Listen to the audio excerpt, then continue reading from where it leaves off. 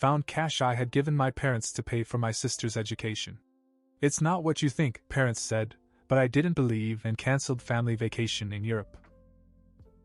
I gave my sister $33,000 for her 18th birthday.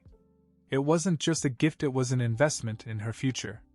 Kelly had just gotten into a good university, and I wanted her to start her adult life without the crushing weight of student loans. I knew what that felt like, and I didn't want that for her. My job paid well enough, and I didn't have anyone who depended on me financially. Giving her the money felt like the right thing to do. But it wasn't just the money. It was what it represented. Kelly had always been the smart one, the one we all believed would make something of herself.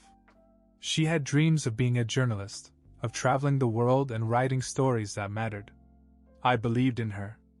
I wanted her to focus on that dream without worrying about how to pay for it. But my job kept me busy. I work in logistics, and that means I travel a lot. I'm gone for weeks or months at a time, bouncing between countries, dealing with supply chain issues. I didn't get to see my family much, and honestly, I didn't even check on Kelly's progress. I trusted her and my parents. I knew she was in school, and I assumed everything was going well. My mom would sometimes mention in our brief phone calls that Kelly was doing well, and that was good enough for me. After 6 months on the road, I decided it was time for a break. I'd planned something special, a big family trip to Europe. It was going to be the kind of trip you only dream about. Business class flights, luxury hotels, tours of every city we visited. Everything on me. I thought it would be a great way to reconnect with everyone and show them how much I appreciated them. I wanted it to be a surprise, so I didn't tell anyone I was coming home. I showed up unannounced one Friday night, dragging my suitcase through the front door like some kind of intruder. My mom gasped when she saw me, but then she pulled me into a tight hug. My dad came out of the kitchen, and even Kelly ran downstairs with a big grin on her face. We all sat around the table, laughing and catching up. When the time was right, I dropped the news. "I have a surprise for you," I said. "Pack your bags. We're going to Europe next month. All of us. Everything's on me." For a moment I thought they didn't believe me. My dad raised his eyebrows, my mom looked like she was going to cry, and Kelly just sat there stunned. But then the excitement started. My dad started listing places he'd always wanted to visit. My mom asked if she needed to renew her passport, and Kelly couldn't stop smiling. It felt good to be home, to do something for them. After dinner, I grabbed my bag and headed upstairs to my old room. As I passed my parents' bedroom, I noticed something. Their door was ajar, and on the shelf between some books I saw stacks of cash. Not just a little cash, 3 stacks of bills, neatly bundled. At first I thought it was strange, but harmless. Maybe they were saving up for something? But as I got closer, I got a sinking feeling. The bundles weren't random. They were exact, 3 stacks of $10,000 each and a smaller stack of $3,000. My stomach turned. It couldn't be. 6 months ago, I'd given them $33,000 for Kelly's college tuition. The math was too perfect. I reached out, grabbed one of the stacks, and flipped through the bills. They were new. Crisp. Just like I'd given them. I stood there, frozen, my mind racing. Why was the money still there? Was Kelly not at school? What the hell was going on? I carried one of the stacks downstairs and put it on the kitchen table. My parents immediately stopped talking, their eyes glued to the money as if it were going to explode. "So," I said, my voice sharper than I intended, "Kelly's not going to college? Then what's the money for?" The room fell silent. My parents stared at the money on the table, and I could feel the tension building. Kelly, who had been scrolling through her phone, froze as well. "Are you going to explain?" I asked, looking between the 3 of them. "Because this sure as hell looks like the $33,000 I gave you 6 months ago. And if it's still here, what's Kelly been up to? She's not in school, is she?" My mother opened her mouth, then closed it. My dad rubbed his neck and avoided my eyes.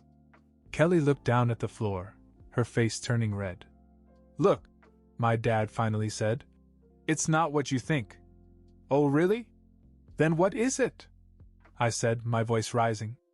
Because from where I'm standing, it looks like you lied to me. All of you. My mom jumped in. We wanted to tell you, but dash. But what? I cut her off. You thought I'd never find out? You thought I wouldn't come home and find $33,000 just sitting on a shelf? What the hell is going on? We were saving it, my father said quickly. For what? They exchanged a look that made it clear they were searching for something to say. For Kelly, my mom said. We kept it for her. For something else. Something she needed. Something else? Like what? Because the last time I checked, she needed school. Kelly finally spoke up, her voice soft. It's not her fault. It's my fault. I turned to her, trying to keep my cool. What do you mean? She hesitated, then said, I didn't go to school. There it was. The confirmation I'd been dreading. My stomach sank. So you didn't go? I said slowly, trying to process. And you didn't bother to tell me? I was going to, but I dash. But you didn't, I interrupted. You let me think you were at school all the time. You let me give you this money, thinking I was helping you with your future, and instead... I gestured at the money. Instead, this is just sitting here. What the hell, Kelly? She looked like she was going to crawl under the table. I didn't know how to tell you, she said. You didn't know how to tell me what? My parents jumped in again, trying to defuse the situation. We were saving it for something important, my dad said. Like what? What's more important than her education? I snapped. What could be so important that you lied to me and made me think everything was okay? There was another long, awkward silence. Then my mother finally said, We were saving for a car. Kelly needed a car, and we thought. I couldn't believe it. A car? I said, laughing bitterly. You mean to tell me that instead of using that money for her education, you sat on it for 6 months to buy her a car? My mother tried to explain. We thought it would be better for her to have something practical. I cut her off. You thought a car was more practical than a degree? Are you serious? Kelly looked up at me with tears in her eyes. It's not a car, she said softly. What? It's not a car, she repeated, her voice stronger this time. I frowned. Then what is it? She looked at my parents, who both looked uncomfortable. Finally, she said, It's something else. But it's not a car. I stared at her, waiting for an answer, but she didn't say anything. Whatever it was, it wasn't good. I crossed my arms and leaned against the table, staring at her. Okay, Kelly. If it's not a car, what is it? Because I'm running out of patience. She shifted uncomfortably in her seat. My parents looked at her like they were silently begging her not to say anything, but I wasn't going to let that go. Speak, I said firmly. Kelly finally broke down. It's for an apartment, she admitted.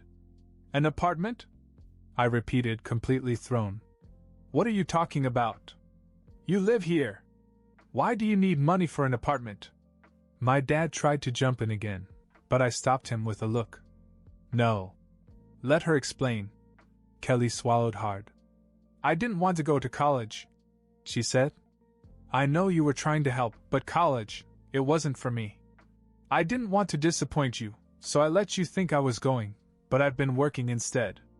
I've been saving up to move out, and Mom and Dad have been helping me with the money you gave me. Working? Doing what? I asked. Retail, she said. At the mall. I stared at her, trying to wrap my head around this. You've been working at a mall for 6 months and lying to me about going to school? And instead of using that money for your future, something that could actually set you up for life, you've been sitting on it for an apartment? It's my life, she said defensively. Your life? I shot back. You don't get to use my money to play house, Kelly. That money was for your education, not so you could go to college and move out. My mom stepped in again. We didn't mean to upset you, she said. She's trying to figure things out. It's not what you think. Stop saying that, I snapped. It's exactly what I think. You all lied to me. You let me believe she was in college, and meanwhile the money I worked my ass off to save for her is sitting on a shelf like it's Monopoly money. Kelly looked at me with tears in her eyes. I didn't ask for that money, she said. You gave it to me. And I gave it to you because I thought you had a plan, I said. Not to waste it on God knows what. The room fell silent again, the weight of the argument weighing on all of us. Finally, I stood up. You know what? Forget the trip. Forget Europe. I'm taking the money back. Kelly's eyes widened. What? No, you can't, Dash. I can and I will, I said. If you're not going to use it for what it was meant for, then it doesn't belong to you.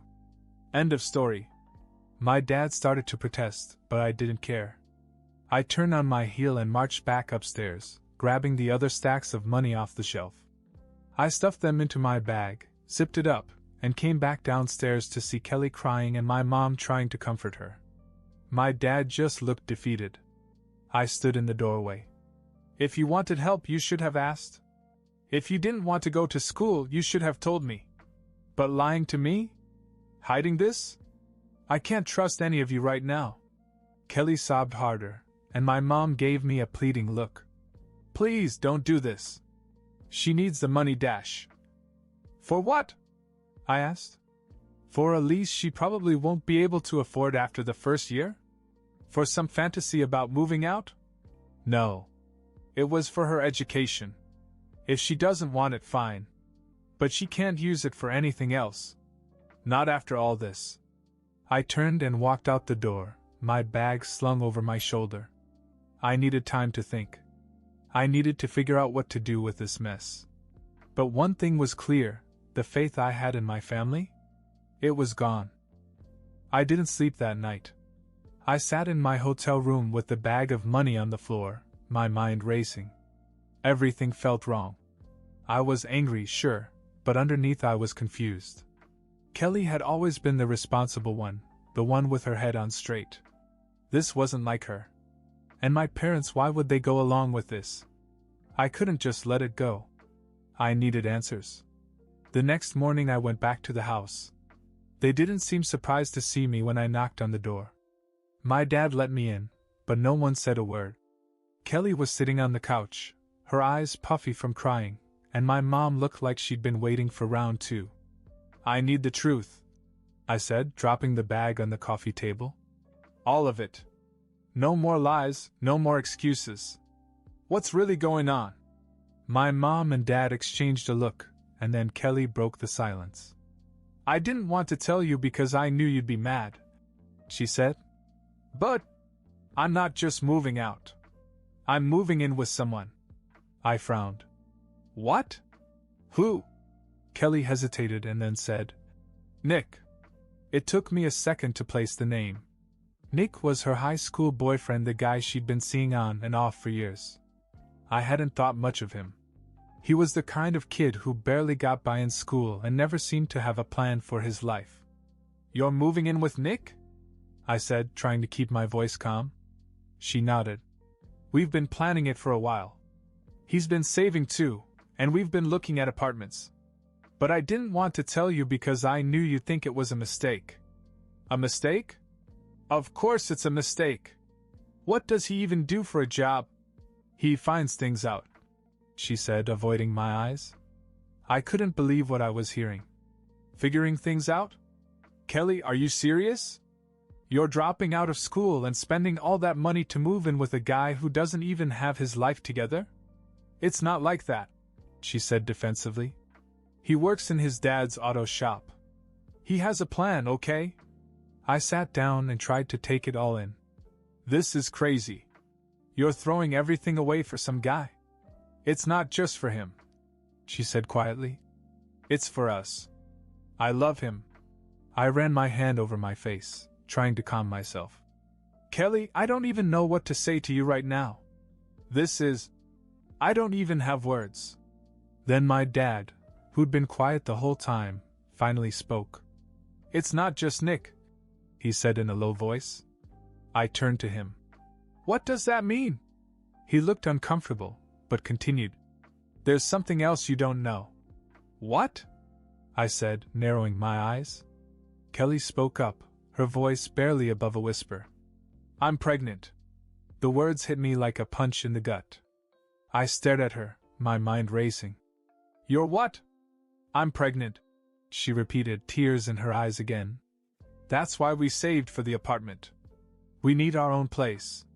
We can't stay here with Mom and Dad. I didn't know what to say. My head was spinning. This wasn't just about money or school anymore, this was her whole life changing in ways I hadn't expected. My mom chimed in, her voice shaking. We didn't want you to find out this way. We tried to be supportive, to help her figure things out. She didn't want to tell you because she didn't want to disappoint you. I sat back, stunned. So that's it, I said. You're throwing away school, your future, everything for this? Kelly nodded and wiped her eyes. I know it's not what you wanted from me. But it's my life, and it's what I've chosen. I love Nick, and I'm going to have this baby. I wish you could support me. I looked at her, at my parents, at the bag of money on the table. Everything I thought I knew about my sister, about my family, felt like it had been turned upside down. I didn't know what to do or how to feel. Give me some time to think, I finally said as I stood up. I need to figure out what the hell I'm going to do about all this. They didn't stop me as I walked out the door. And for the second time in 24 hours, I left feeling like I didn't recognize my family anymore. I didn't go straight back to the hotel. Instead, I found myself parked in a parking lot near the mall, staring at nothing in particular, my mind racing. Pregnant? Move in with Nick? Dropping out of school? How had things gotten so out of hand without me even knowing? I wasn't just angry anymore, I was sad. I'd spent my whole life working my ass off so my family wouldn't have to struggle. I wanted Kelly to have opportunities that I didn't have. But here she was, throwing it all away for a guy who was barely getting by at best. And a baby? At her age? It seemed like a disaster waiting to happen. I stayed in the car for hours, replaying it all in my head. Eventually I decided to go back to the hotel and just sleep on it. But when I walked into the lobby, I saw something that stopped me cold. Nick. He was sitting in one of the lounge chairs near the bar, hunched over with a beer in his hand. For a second I thought I was imagining things. But no, it was him. He hadn't seen me, so I just stood there and watched. He wasn't alone. A woman was sitting across from him, leaning in close. She had long dark hair and was wearing a red dress that screamed, "Date night." They were laughing, and I could see that her hand was on his arm. I felt my blood pressure rise. This was the guy Kelly was throwing her life away for? The guy she loved? And here he was, cozying up to some woman in a bar? I walked over before I could talk myself out of it. Nick looked up as I approached, his face contorting in surprise and then panic. Well, I said, my voice cold. Nick. What a coincidence. He froze like a deer caught in the headlights. Oh, hey, man. I didn't know you were in town. Sure, I said, glancing at the woman. She stared at me like I was a stranger who'd just crashed her private party. Nick fumbled, clearly trying to recover. This is my friend Vanessa. We were just catching up. Vanessa raised an eyebrow but said nothing. Catching up, I repeated, glaring at him. Funny. Does Kelly know you're catching up with Vanessa tonight? Or does she think you're at work or doing something responsible for once? Nick's face went pale. It's not like that, he said quickly. Really? I said. Because it sure looks like it. Vanessa, obviously uncomfortable, grabbed her purse. You know what? I think I'll leave you two to whatever this is. She got up and walked away without looking back. I waited until she was gone, then sat down across from Nick. Start talking, I said. He sighed and ran a hand through his hair. Look, man, it's not what it looks like. Vanessa's just an old friend. That's all. Cut the crap, I said. Kelly's pregnant. She's about to drop 30 grand to move in with you, and you're out here drinking with someone else? You want to tell me what's really going on? He looked like he wanted to leave. I didn't want it to happen this way, he said quietly. What, the pregnancy? Or this little scene here? Both, he admitted. Kelly told me about the money and I thought. I don't know. I thought it would make things easier. But now it's all messed up. Messed up how?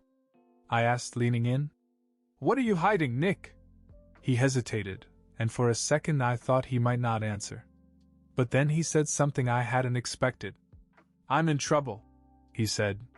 I stared at him. What kind of trouble? Money trouble, he said. I owe some people.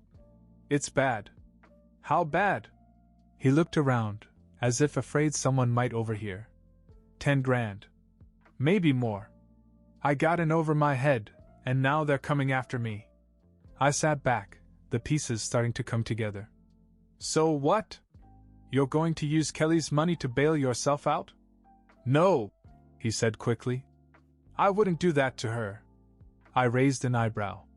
Really? Because it seems like you're already doing it. Kelly's risking everything for you, and you're sneaking around with friends and running from debts. You're dragging her down with you, and you don't even care. I care, he said, his voice desperate. I love her, man. I swear. I shook my head and stood up. If you really loved her, you'd stay the hell away from her. She deserves better than this. He said nothing, just looked down at his beer. I turned and walked away, my hands clenched into fists. I had a lot to think about and a hell of a mess to clean up. The next morning I returned to the house. This time I wasn't angry, I was determined. I sat everyone down and told Kelly what I'd seen, Nick at the bar, the woman, and his confession about the debt. She didn't want to believe it at first, but I stayed calm and told her the truth. He's in trouble, Kelly. And he's dragging you into it. You deserve better than this. It took her a while, but she finally broke up with him. It wasn't easy, she cried for days, but I think deep down she knew it was the right thing to do. Afterwards, we talked about her future. She admitted that she didn't want to go to college, but she had always loved photography. Together, we found a certification program that would help her turn her passion into a career. The money I'd given her went toward the program and some camera equipment, with the rest saved for when she was ready to strike out on her own. She threw herself into her work and began to build a portfolio. Seeing her finally get excited about something was worth it. A year later, she was doing freelance gigs and loving it. Around that time, the family trip to Europe finally happened. It wasn't as extravagant as I had first planned, but that didn't matter. We spent 2 weeks laughing, exploring, and making up for lost time. Looking back, I'm glad I caught it all when I did. Kelly is now on a path she's proud of, and the money I gave her is making a real difference. In the end, we found our way back as a family, and that's what matters most.